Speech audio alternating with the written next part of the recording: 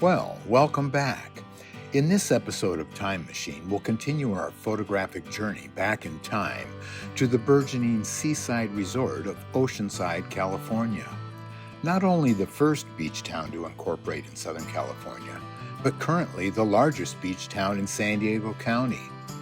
Like my other videos in this series, I have colorized and enhanced each of the following historic images, not to alter the past, but to bring them to life and make them more relatable. No disrespect intended to the original photographers. In part 1, we explored Oceanside's interwoven past, beginning with the indigenous Luiseno people, the Spanish mission era, secularization of church lands and the formation of Mexican ranchos, and finally, the influx of homesteaders and people flooding west following the end of the Civil War and the completion of the Transcontinental Railway in 1869. Several of Oceanside's pioneer residents were survivors of the Civil War and made their way west following the railroad's completion. "Go west, young man," is the famous phrase encouraging people to migrate westward at that time. And boy, did they ever. As it turned out, Oceanside's founder, Andrew Jackson Myers, was a veteran Union soldier. Mission San Luis Rey and its agricultural empire came to a grinding halt following Mexico's victory over Spain in 1821. What followed was ranchos, like Rancho Guajome seen here, and cattle became king.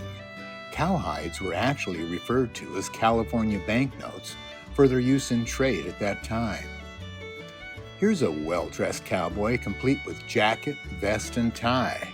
Makes me think he's most likely a ranch owner, not a mere ranch hand or vaquero. By the time this photo was taken in 1905, cattle ranching lost its dominance as farmers began to homestead the San Luis Rey Valley. Early homesteaders were able to dry farm crops like wheat and barley, as well as lima beans and grasses for hay. It's no mystery why the original Luiseno and the Spanish chose the San Luis Rey Valley. Its fertile soil combined with an ideal climate with warm days and cool nights, and the predictable coastal fog, made it ideal for many crops. Walnuts were first planted in California by Franciscan monks in the late 1700s. By the 1870s, commercial orchards began to spring up in California. Here is Ramon Fawcett harvesting walnuts in Oceanside at the turn of the century. An early pioneer, Ramon immigrated from France in 1871 to San Diego County. In part 1, we covered Oceanside's incorporation in 1888 and ended in 1904, a pivotal year in Oceanside's growth and development. Looking towards the shore from Oceanside's third pier in 1904, you can still see A.J. Myers' original bathhouse, built in 1885, and the just completed El San Luis Rey Hotel on the bluff above. It had been 8 long years since the Grand South Pacific Hotel had burned down, and this new hotel would help make Oceanside a tourist destination once more. Another milestone achieved in 1904 was the construction of the Oceanside bathhouse and electric plant, which would electrify both the city and the city's other main attraction, Oceanside's fishing and pleasure pier. The completion of the railway connecting Oceanside to San Bernardino and San Diego in 1883 marked the beginning of Oceanside's birth.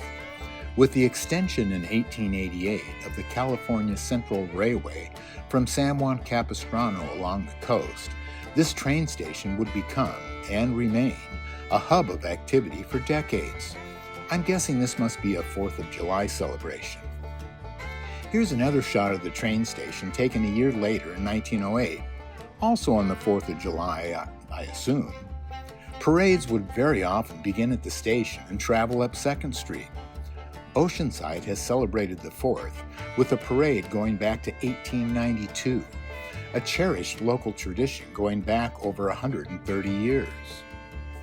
Every good 4th of July celebration needs fireworks and American flags, which, by the way, may have had either 45 or 46 stars that year. Here's Everett and Albert Hunter's store on North Cleveland Street. They advertised standard quality Los Angeles fireworks since 1887. It appears their store was also a home telephone pay station. I'm not sure of the backstory of this photo, but it shows one of Oceanside's earliest automobiles, a Ford Model A, and two of Oceanside's earliest canine companions. This is when livery stables began morphing into automobile repair garages. Look carefully and you can see some old carriages in the background. Any growing city needed a well-stocked library. A library was equivalent to the World Wide Web of its day. The Oceanside Public Library began in 1904 when donated books led to its official founding. It moved repeatedly from the second story of the Oceanside Bank to storefronts and shared city buildings. With a concerted effort by city residents, the city built its first permanent home in 1934 at 704 Pierview Way. In April of 1908, the Great White Fleet traveled up the coast from San Diego to San Francisco. Consisting of 16 battleships, the voyage was ordered by President Theodore Roosevelt, the speak softly and carry a big stick president, to demonstrate naval power and goodwill. Its stop in San Diego marked the first time such large vessels could use the harbor, a key moment in U.S. naval history. Keep in mind that the Panama Canal had just opened in 1903. Titled Street Scene Oceanside, this panoramic shot shows the intersection of Cleveland and 2nd Streets.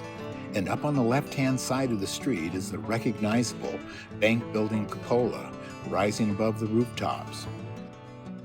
Here is a relatively quiet day looking down 2nd Street towards the train station, dated 1900 to 1910. There's the bank building again on the right, where 2nd crosses Hill Street.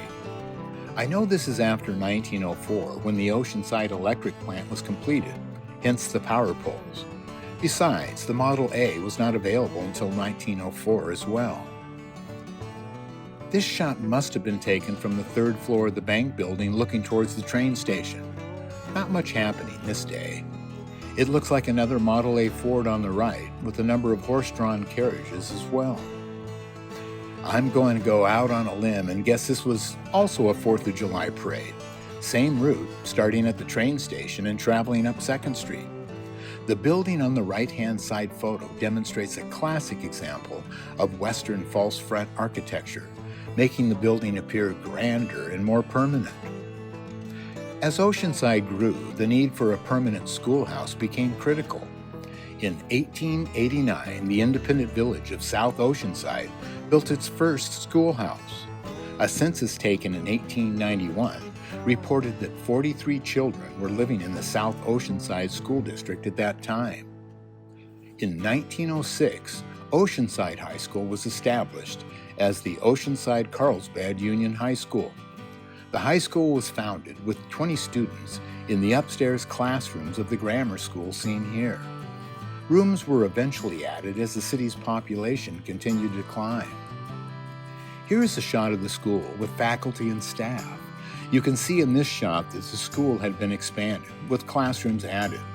It was customary for schoolhouses to have a bell tower in the 19th century, as can be seen in both the South Oceanside and Oceanside schoolhouses.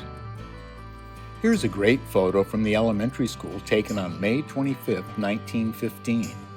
It's amazing how a bit of color can add so much warmth to an old black and white photo, in an era where penmanship was valued. I think I had a desk similar to that in my first grade classroom. I can't tell you how many science experiments took place in those desks, before lunchboxes. Here is the Oceanside High School girls basketball team, circa 1915. You can see the schoolhouse in the background. Invented in 1891, basketball was one of a few sports the girls were actually allowed to participate in, besides tennis and field hockey. This is a great shot looking up 2nd Street from the train station. It also captures the transition period between horsepower travel and automobiles, like the Model T Ford, known affectionately as the Tin Lizzie. The tin from the metal used to make them and the Lizzie a common nickname for a horse or mule. In 1911, the train station had changed very little. In this picture postcard, you can see the Hotel Miramar in the background. Originally opened as the St. Cloud Hotel in 1885, it was located inland of the train station on Cleveland Street. This historic three-story brick hotel was originally constructed by city founder A.J. Myers in 1885, 2 years before the South Pacific Hotel was built, and 3 years before the city of Oceanside incorporated in 1888. Here's another shot titled "Band Welcomes Train," taken in 1911. If you look carefully in the left center of this shot, you can see the band members in the military-style white peaked hats. I see many of the other men are wearing straw boater hats, definitely a sign of the times. This image highlights the Oceanside Silver Cornet Band, probably taken sometime in the late 1800s. The band performed at city events as well as concerts at the City Park Bandstand at the corner of First and Hill, and performances at the Oceanside Opera House, located next to the South Pacific Hotel. Well, at least until the hotel burned down. This photo was taken the day of the fire, and you can see some of the furniture they managed to save from the hotel. Unfortunately, the Opera House not only lost the South Pacific Hotel, its next-door neighbor, but also its primary source of association and prestige. The Opera House was demolished not long afterwards. In 1885, the Russ Mill and Lumber Company of San Diego opened a lumber company in Oceanside on 3rd Street. This was later incorporated as the Oceanside Lumber Company by M.W. Spence in 1912. When it opened, it became an essential supplier for the growing town, providing a full line of building materials including sash, doors, and moldings. Clifford Tustin, Tut Carter, seen in the horse-drawn wagon, worked at the Oceanside Lumber Company from about 1910 until 1960. His parents Zelia and James Carter were true pioneers of Oceanside, arriving in 1884 before Oceanside incorporated as a city. Behind these bathers is Oceanside's third pier, originally built in 1903. I love the bathing attire of that era, complete with hats for the ladies. Most visitors were not great swimmers, and the heavy wool bathing attire probably didn't help. Before grocery stores became a one-stop shop, people shopped at separate, small, specialized stores for each category of food. You had green grocers for produce, dairy shops, meat markets, fishmongers, and grocers who specialized in packaged goods and canned food. I'm guessing this shot was taken after 1916, the year Carnation introduced evaporated milk, which I think you can see in the upper right-hand corner of this photo. Another view of the train station in 1915. By this time, the Miramar Hotel in the background had changed names again to the Booth Hotel. I would imagine that smaller hotels built in town saw a dramatic rise in customers after the South Pacific Hotel was destroyed by fire in 1896. At noon on November 12, 1915, the famous Liberty Bell traveled by train through Oceanside on its way south from San Francisco. After another stop in San Diego, the Liberty Bell traveled back east to Philadelphia, where it has remained since. The Great Southern California Flood of 1916, often called the Hatfield Flood, struck during a La Nina year, not an El Nino year as one might expect. Beginning January 5th, rain hammered San Diego County for weeks, peaking between January 14th to 18th. Nearly 30 inches of rain fell, the wettest month in local records. Rivers exploded into mile-wide torrents. 5 feet of water covered parts of downtown San Diego, and failed dams, most notably Lower Otay, sent deadly walls of water through nearby communities. Up to 50 lives were lost, and bridges, roads, rail lines, and communication lines washed away, isolating the region for over a month. Anyone who's lived along the Southern California coastline near a river outlet during a strong El Nino storm like in 1969, 83, 98, or 2016 probably can relate to this shot. A big storm like this, which drops more than 30 inches of rain, literally flushed everything down from upstream. I remember going through debris like this at Poche Beach in San Clemente in 1969 and finding several rattlesnakes, both alive and dead, that had washed down the creek. Miraculously, the Oceanside Pier survived the storm. The Oceanside Pier was actually used to bring in supplies to the surrounding communities until the railroad and auto bridges over the San Luis Rey River could be rebuilt. In this shot, you can see crews working on rebuilding the railroad bridge. You can see two railroad cars with steam-powered pile drivers, one on the north side and the other on the south, working to close the gap. You can also see a steam donkey connected to a triangular-shaped pile driver in the middle. Well, like my other videos, I found I needed to break this story up into multiple parts as well, and this seemed like a logical place to end Part 2. In Part 3, we'll begin as Oceanside rebuilds after the 100-year storm of 1916. With World War I brewing in Europe, Prohibition rearing its head, and the Great Depression about a decade away, Oceanside would continue to evolve, and by the end of the century would become the largest beach town in San Diego County. I would like to thank the many local historians, historical societies, and Facebook sites that have provided the bulk of photographs and historical information about events, names, places, and dates I have included with this colorful peek back into time.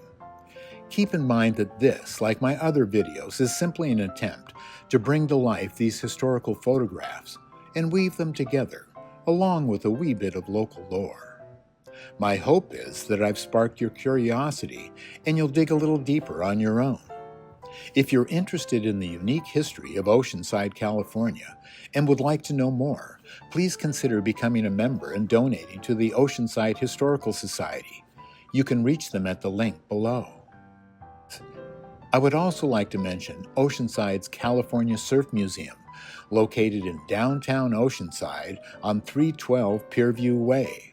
If you'd like to learn more about the local surf culture, you should visit the museum or at least check out their website. I've attached a link below.